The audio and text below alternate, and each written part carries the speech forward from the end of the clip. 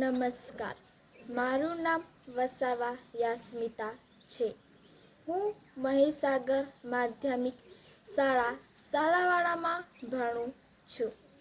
વિકસિત ભારત અંતર્ગત વ્યસનમુક્ત ભારત બનાવવા માટે હું સહભાગી બનવા માંગુ છું. વ્યસન એ કોઈ પણ દેશના ભવિષ્ય અને પ્રગતિ માટે સૌથી મોટો અવરોધ છે. આજકાલના મોટાભાગના યુવાનો ડ્રિંકિંગ તથા સ્મોકિંગ તરફ વધારે પડતા ઝૂકી રહ્યા છે.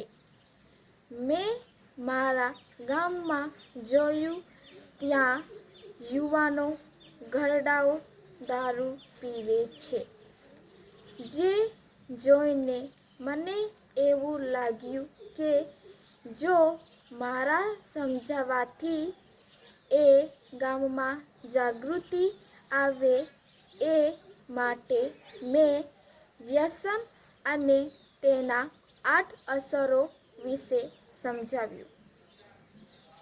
વધારે પડતું દારૂનું સેવન કરવાથી લીવરને નુકસાન કરે છે, યાદશક્તિ, ધ્યાન, નિર્ણય લેવાની ક્ષમતાને નબળી પાડે છે.